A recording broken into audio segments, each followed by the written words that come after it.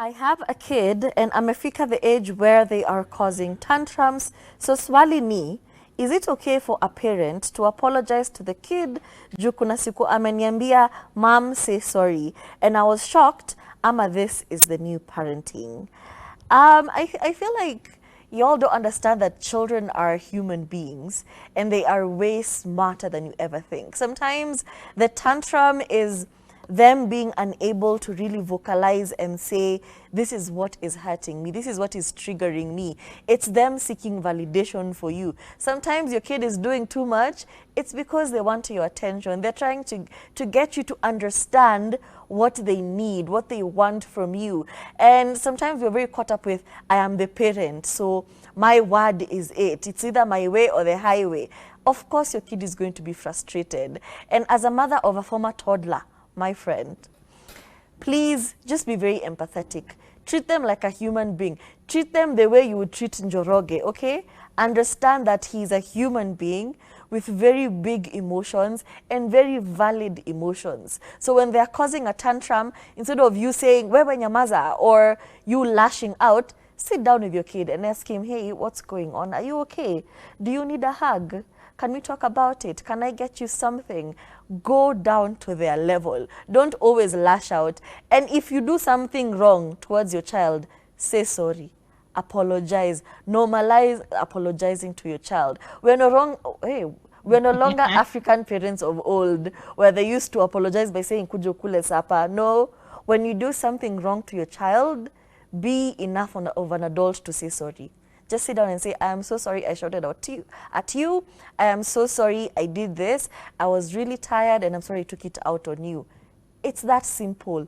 Treat them like an adult who has a brain. And you'll see how smooth it was. But then once I started doing that gentle parenting, I rarely experience tantrums. I just say, hey, you need to do this. And even when he comes and says, hey, mom, I'm feeling, and that's the new thing that I experienced with my son, where he comes and says, I'm feeling so sad today. And I'm just like, oh, what's happening?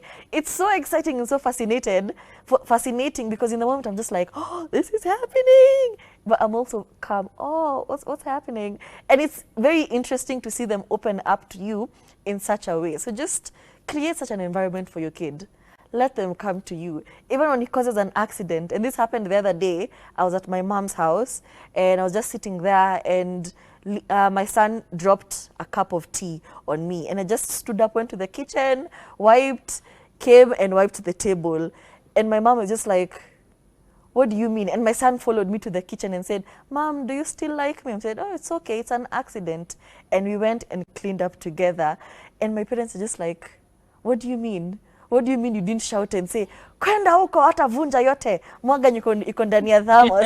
They were so surprised and they didn't understand what was going on. Yeah. But at the end of the day, shouting at your kid for something that was beyond their control, for an accident, really does not make any sense. So treat them like an adult. Would you shout at your friend if they poured tea? You'd say, oh, sorry, no, or is it okay? And you'd clean up and life would move on. Do the same thing for your children.